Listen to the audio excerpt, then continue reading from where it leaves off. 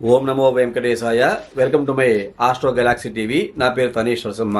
ఈనాటి కార్యక్రమంలో ఈ 2025 సంవత్సరంలో మూలా నక్షత్ర జాతకుల యొక్క ఫలితాలు ఏ విధంగా ఉంటాయో తెలియజేసుకుందాం. మొత్తం మీద గ్రహముల యొక్క సంచార కాలాన్ని పరిశీలిస్తే ఈ 2025 సంవత్సరంలో మూలా నక్షత్ర జాతకులకి సరి సమానమైన ఫలితాలు ఉండబోతున్నాయి అని చెప్పుకోవచ్చు. ఈ మూలా నక్షత్రాన్ని చతుష్పాద నక్షత్రం అని చెప్పుకుంటాము. 1, 2, 3, 4 పాదాలు ఈ యొక్క మూల నక్షత్రంలో ఉంటాయి. ఈ 4 పాదాలు కూడా ధనుస్సు రాశిలో ఉన్న కారణం చేత ధనుస్సు రాశికి చెందిన వ్యక్తులుగా మూల నక్షత్ర జాతకుల్ని మనం చెప్పుకోవాలి. వీళ్ళు విదేశీ ప్రయత్నాలు కనుక చేస్తే ఫలించే అవకాశం కనబడుతున్నది. దేశ విదేశాలకి వెళ్ళాలి, దేశ విదేశాలు చూసి రావాలి, తిరిగి రావాలి అని అనుకుంటే కనుక చక్కగా వెళ్ళొచ్చు. అందులో చాలా అనుకూలమైన ఫలితాలు పొందేటువంటి వ్యక్తుల్లో ఈ యొక్క మూల నక్షత్ర జాతకులు ఉన్నారని చెప్పుకోవచ్చు. అనారోగ్య బాధలు మాత్రం అధికం అవుతూ ఉంటాయి. ఆరోగ్యం పట్ల చాలా జాగ్రత్తగా ఉండాలి, చాలా శ్రద్ధ వహించాలి.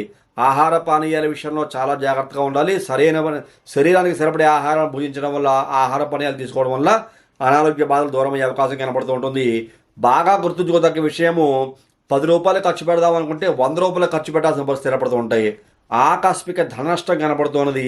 మీ దగ్గర నుండి మిమ్మల్ని మోసం చేసి ఎవరైనా ధనం తీసేసుకోవచ్చు, లేకపోతే మీ ఇద్దరు మీరుగా అమాయకత్వం ఆ సమయంలో వహించి ధన నష్టపోయే అవకాశాలు కూడా గోచరిస్తున్న కారణం చేత చాలా జాగ్రత్తగా ఉండాలి. ఈ యొక్క విషయము ప్రతి రంగంలో ఉండేటువంటి వ్యక్తులు కూడా అన్వయించుకోవాలి. ఏ రంగంలో ఉండే వ్యక్తులైనా మూల నక్షత్ర జాతకులు కనుకైతే ధన నష్టం రాకుండా జాగ్రత్త పడాల్సింది కలిగితే ప్రత్యేకించి మరీ తెలియజేస్తాను.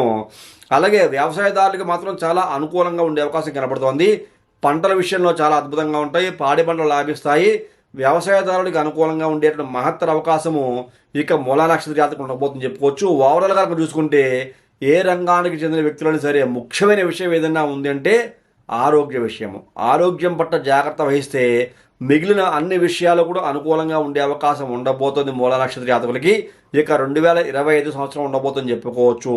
ఇలాంటి సందర్భాల్లో మీ వ్యక్తిగత జాతక పరిశీలన చేయించుకోండి. ఏదైనా దోషాల పరిహారం తెలియజేస్తే వాటికి సంబంధించిన దోష పరిహారం కూడా చేయించుకొని మంచి భవిష్యత్తు పొందవలసిందిగా మూల నక్షత్ర జాతకులు మరొకసారి తెలియజేస్తాను. తదుపరి వచ్చే కార్యక్రమంలో మరిన్ని ఆసక్తికర విషయాలు తెలియజేసుకుందాం. అంతవరకు సెలవు. నమస్కారం.